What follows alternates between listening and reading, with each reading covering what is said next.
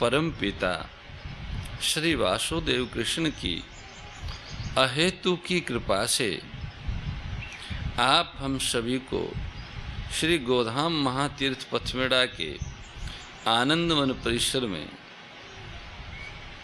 भगवत वाणी की अलौकिक व्याख्यान सुनने को, मनन करने को, स्मरण करने को प्राप्त हो रहा है।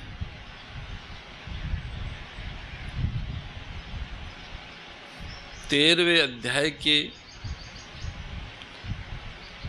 25वें श्लोक तक का व्याख्यान हम लोग सुन चुके हैं। 26वें श्लोक का व्याख्यान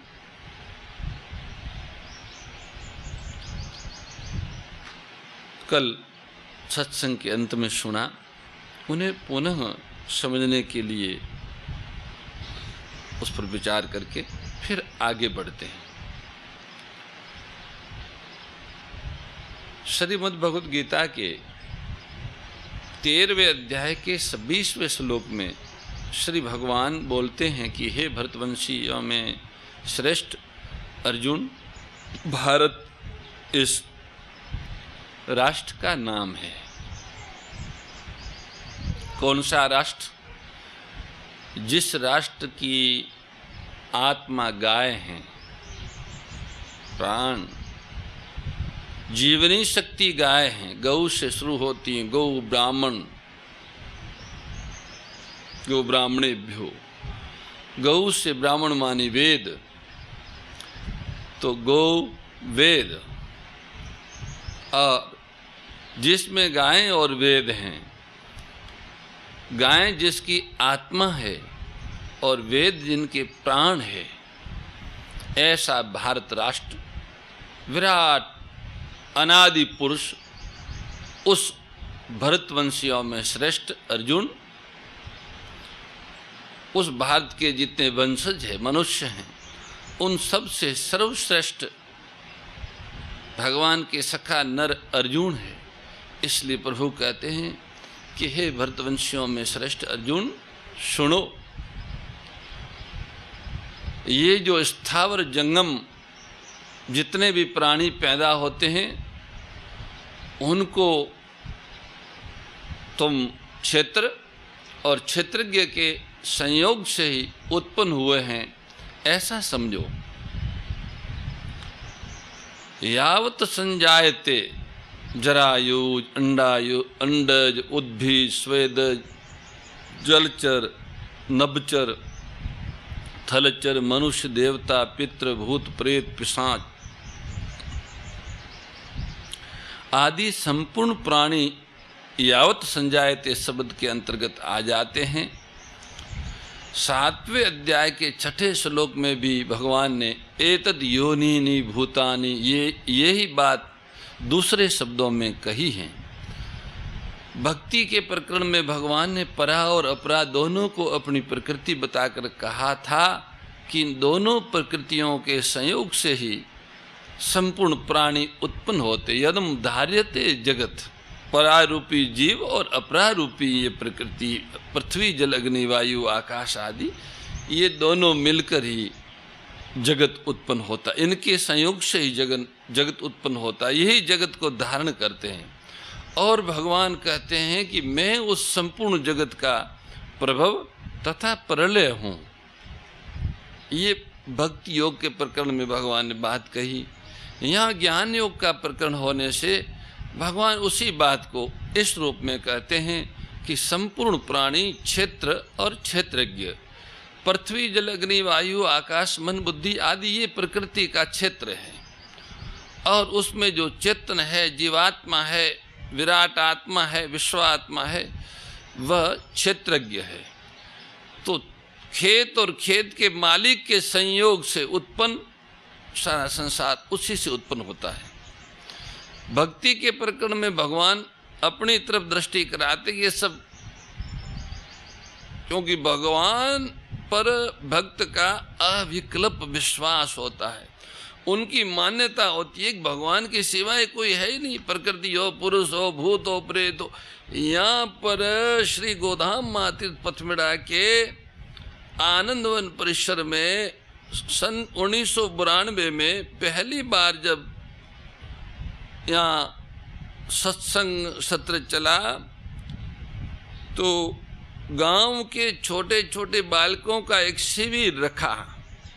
जंगल था, बबूर से भरा हुआ, कंटों से भरा हुआ जंगल, उसमें बिच्छू और श्यारे सब रहते थे। तो बालकों का इतना प्रेम हो गया कि हमने कहा आपका यहाँ शिविर करेंगे, तो बच्चे घर वालों को कहे बिना या उनके मनाई करने पर भी यहाँ आ गए।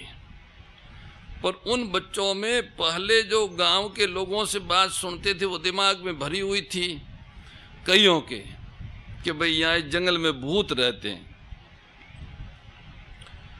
वो जगह जगह कपड़े वगैरह बांधे हुए भी थे, उनका दोष भी नहीं।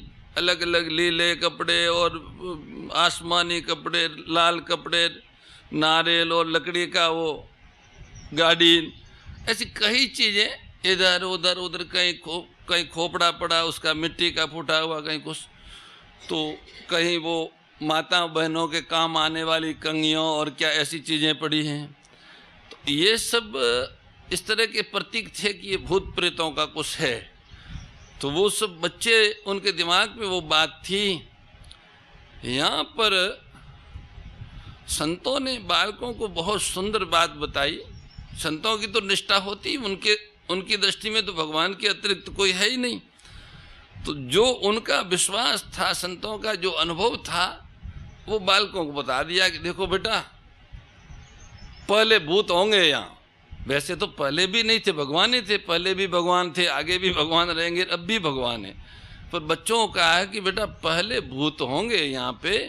अब तो जब से श्रीमद् भगवद गीता जी यहाँ आई है, उनकी वाणी आई है, तो यहाँ भगवान आ गए हैं। अब तुम इस जंगल में कहीं भी निर्भीक होके घूमो, आनंद से घूमो। तुमको कैसे भी आकार प्रकार का कोई मिले उसको पकड़ लेना और कहना कि तुम कन्हैयाई हो। तुमने ये वेश बनाया है, झूठा वेश है, ऊपर से हमको बढ़ाने के लिए कन्हैयाई हो, क्योंकि इस वन में कन्हैया के अतिरिक्त कोई है ही नहीं। ये बालक इतने सीधे और सरल थे, उन्होंने ये बात सहज मान ली और उस पर विश्वास कर लिया। आप आश्चर्य करोगे कि इस विश्वास के आधार पे वो बालक भूमि पर सोते थे। बिच्छू उनके पास से निकल के पानी के टैंक में, इनमें से जानते होंगे, सुबह हम लोग देखते थे नीचे वाले हौदी में बिच्छू गिरे हुए होते थे और वो नीचे ही सोते थे। सारे बच्चे पूरे जंगल में घूमते थे। सुबह 4 बजे उठ के लोटा लेके जंगल जाते थे, उसी जंगल में जहाँ भूत रहते हैं। तो उनके भूत निकल गया, वो सब भगवान मानते थे, सब जगह भगवान। आपस में बातें भी करते कि आज मैंने कन्हैया को उस रूप में देखा, आज कन्हैया वहाँ सियार बन के आया था, आज कन्हैया कुछ बन के आया था। ऐसे वो करते रहे। तो भगवान ही है सब कुछ, ये बात उनके अतिरिक्त और कोई नहीं है। फिर उनके द्वारा जो स्वरूप बनता है कि उन्हीं का एक अंश अपरा है, एक स्वभाव अपरा प्रकृति है, दूसरा स्वभाव परा प्रकृति है। परा और अपरा दोनों के संयोग से फिर नाना प्रकार के प्राणी, नाना प्रकार के आकार प्रकार के, ये सब उत्पन्न होते हैं। पर मूल में भगवान के अतिरिक्त कुछ नहीं। जैसे मिट्टी में से, तालाब में से मिट्टी लो तो मूल में तो वो तालाब है, मिट्टी फिर उससे अलग ली और मिट्टी लेके उसको तैयार करके अलग अलग तरह के बर्तन बनाए और उसका अलग अलग उपयोग होने लगा। पर अगर देखा जाए तो मूल में केवल मिट्टी ही है। यद्यपि मिट्टी अलग ली, उसके घड़े बनाए, उनके चकोरे बनाए, आथना बनाया, गोली बनाई, त्या बनाया, सब बनाया, पर वो मूल में केवल मिट्टी ही मिट्टी है। वास्तविक दृष्टि से मिट्टी के अतिरिक्त और कुछ वो नहीं है। ऐसे ही आप देखेंगे कि आभूषण होते हैं, वो मूल में सोना ही होता है, ऐसे उसी में से फिर वो अलग अलग करते हैं। तो वो भले आकार प्रकार उपयोग के लिए अनेक बने हो, पर मूल में सोना ही है। ऐसे वो मिट्टी है। बस ठीक ऐसे ही संसार में ये जो अनेक रूप दिख रहे संसार के, सूर्य चंद्र पृथ्वी पाताल अग्नि आकाश में यह वह तो, ये सब आकार प्रकार छोटे बड़े लघु दीर्घ, ये सब के सब मूल तो केवल भगवान ही है। भगवान ही इनकी धातु है। जैसे मिट्टी का अधिष्ठाता, बर्तनों का अधिष्ठाता मिट्टी है, ऐसे जगत का अधिष्ठाता जगदीश है। जगदीश से ही जगत, तो वो जगदीश ही है। यावत संजायते, सब कुछ प्रभु है और कोई अन्य नहीं है।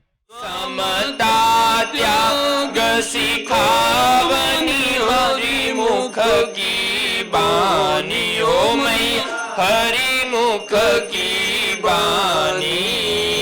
सकल शास्त्र की स्वामी, सकल शास्त्र की स्वामी, श्रुतियों के रानी। ओम जय भगवद गीते, दया सुधा बरसावनी मातु कृपा कीजे। ओ मैया मातु कृपा कीजे।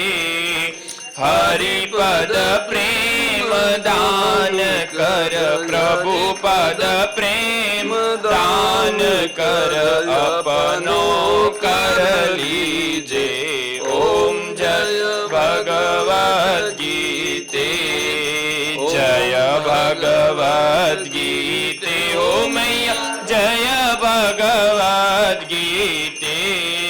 हरि कमल विहारिणी, प्रभु हिय कमल विहारिणी, सुंदर सुपुनीते। ओम जय भगवद गीते। गीता माता की जय।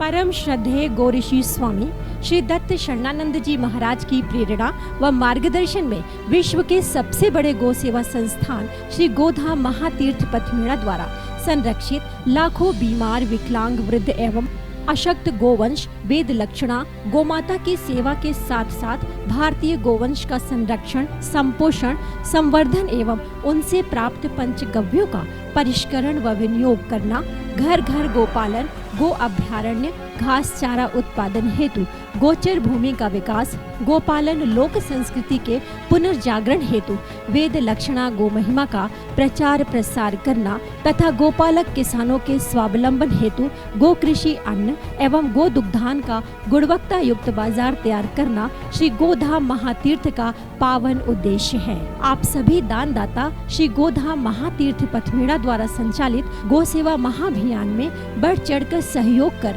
लाखों बीमार विकलांग वृद्ध एवं अशक्त गोवंश के गोग्रास सेवा हेतु श्री गोधाम महातीर्थ पथमेड़ा लोक पुण्यार्थ न्यास के बैंक ऑफ बड़ौदा खाता संख्या 084901000238827 IFSC कोड BARB 0 ASHRAM शाखा आश्रम रोड अहमदाबाद में गोग्रास सेवा निमित्त जमा कर सकते हैं।